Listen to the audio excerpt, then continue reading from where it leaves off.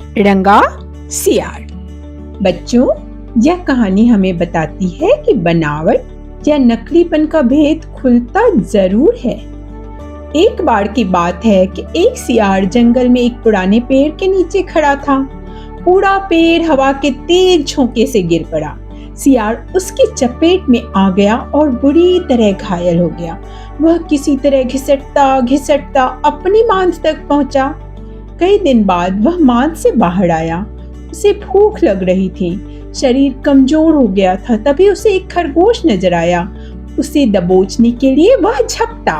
सियार कुछ दूर भागकर हांफने लगा। उसके शरीर में जान ही कहाँ रह गई थी। फिर उसने एक बटेर का पीछा करने की कोशिश की। यहाँ भी वह फेल हो गया। हिरण का पीछा करने की तो उसकी हिम्मत ही ना हुई। वह खड़ा सोचने लगा, शिकार वह कर नहीं पा रहा है। भूखों मरने की नौबत ही आए समझो। अब क्या किया जाए? वह इधर उधर घूमने लगा, पर उसे कोई मरा हुआ जानवर नहीं मिला। घूमता घूमता वह एक बस्ती में आ गया। उसने सोचा शायद कोई मुर्गी या उसका बच्चा हाथ लग जाए, सो इधर उधर गलियों में घूमने लगा। तभी कुत्ते भौं भौं करते उसके पीछे पड़ गए। सियार को जान बचाने के लिए भागना पड़ा। गलियों में घुसकर उनको छकाने की कोशिश करने लगा, पर कुत्ते तो कस्बे कस्बे की गली गली से परिचित थे। सियार के पीछे पड़े कुत्तों की टोली बढ़ती ही जा रही थी। सियार के कमजोर शरीर का बल समाप्त होता जा रहा था। सियार भागता हुआ रंगरेजों की बस्ती में आ पहुंचा। रंगरेज वो लोग होते हैं जो हमारे कपड़ों को रंगते हैं। वहां उसे एक घर के सामने एक बड़ा सा ड्रम नजर आया। वह जान बचाने के लिए उस ड्रम में कूद पड़ा। ड्रम में अंग्रेज ने कपड़े रंगने के लिए रंग घोल कर रखा हुआ था। कुत्तों का टोला भौंकता चला गया। सियार सांस रोककर उस रंग में डूबा पड़ा रहा। वह केवल सांस लेने के लिए अपनी थूथनी बाहर निकालता।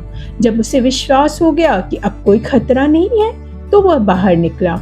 वह रंग में पूरा भीग चुका था। जंगल पहुंचकर उसने देखा कि उसके शरीर का सारा रंग हरा हो गया है। उस ड्रम में अंग्रेज ने हरे रंग का रंग घोल रखा था। उसके हरे रंग को जो भी जंगली जानवर देखता डर जाता। डर से कांपते जानवरों को देखकर रंगे सियार के दिमाग में एक दुष्ट योजना आई। रंगे सियार ने डर कर भागते हुए जानवरों को आवाज दी, भाइयों भागो मत, मेरी बात सुनो। उसकी बात सुनकर भागते हुए जानवर ठिठक कर रुक गए। उनके ठिठकने का रंगे सियार ने फायदा उठाया और बोला, देखो देखो, मेरा रंग, ऐसा रंग किसी जानवर का धरती पर है क्या? नहीं ना?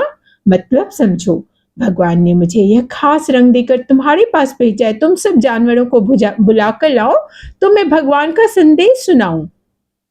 उसकी बातों का सब पर गहरा असर पड़ा। वे जाकर जंगल के दूसरे जानवरों को बुला कर आए।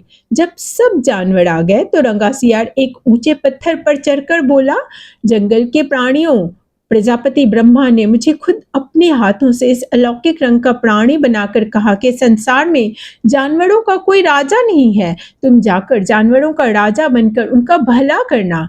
तुम्हारा नाम सम्राट कुकुदम होगा। तीनों लोकों के वन्य जीव तुम्हारी प्रजा होंगे। अब तुम लोग अनाथ नहीं रहे। मेरी छत्र छाया में निर्भीक होकर रहो। जंगल के जानवर तो पहले ही उसके अजीब रंग से हैरान परेशान थे। उसकी बातों ने तो जादू का काम किया। शेर, बाघ, चीते, उनकी भी ऊपर की सांस ऊपर और नीचे की सांस नीचे रह गई। उनकी बात काटने की किसी में भी हिम्मत ना हुई। देखते देखते जानवर उसके चरणों में लौटने लगे और एक स्वर में बोले, हे ब्रह्मा के दूत, प्राणियों में श्रेष्ठ कुकुदम, हम आपको अपना राजा मानते हैं। भगवान की इच्छा का पालन करके हमें बड़ी खुशी होगी।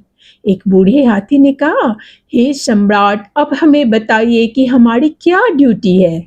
रंगा सियार सम्राट की तरह पंजा उठाकर बोला, तुम्हें अपने सम्राट की खूब सेवा और आदर करना चाहिए। उसे कोई तकलीफ नहीं होने देना। हमारे खाने पीने का शाही प्रबंध होना चाहिए। शेर ने सिर झुकाकर कहा, महाराज, ऐसा ही होगा। आपकी सेवा करके हमारा जीवन धन्य हो जाएगा। बस सम्राट ककुदुम बने रंगे सियार के शाही ठाठ हो गए। वह राजसी शान से रहने लगा। कई लोमड़ियां उसकी सेवा में लगी रहती, भालू पंखा झुलाता। सियार जिस जीव का मांस खाने की इच्छा जाहिर करता उसकी बलि दे दी जाती। जब सियार घूमने निकला तो हाथी आगे आगे सूंड उठाकर बिगुल की तरह चिंघाड़ता चलता। दो शेर उसके दोनों ओर कमांडो बॉडीगार्ड की तरह होते। रोज ककुदुम का दरबार भी लगता। रंगे सियार ने एक चालाकी यह कर दी कि सम्राट बनते ही सियारों को शाही आदेश जाहिर कर जंगल से भगा दिया था। उसे यह खतरा था कि उसके जाति के जीव उसे पहचान लेंगे।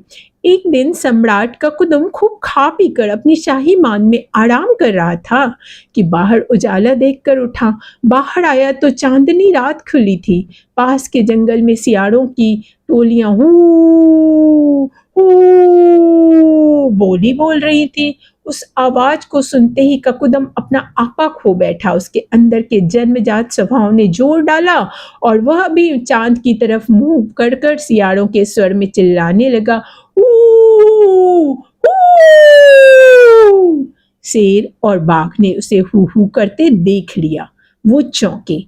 बाघ बोला, अरे यह तो सियार है, हमें धोखा देकर सम्राट बना रहा, मारो ची नीच को। शेर और बाघ उसकी ओर लपके और देखते ही देखते उसका तिया पाचा कर डाला। तो बच्चों समझ गए ना कि नकलीपन की पोल देर सवेर खुलती जरूर है।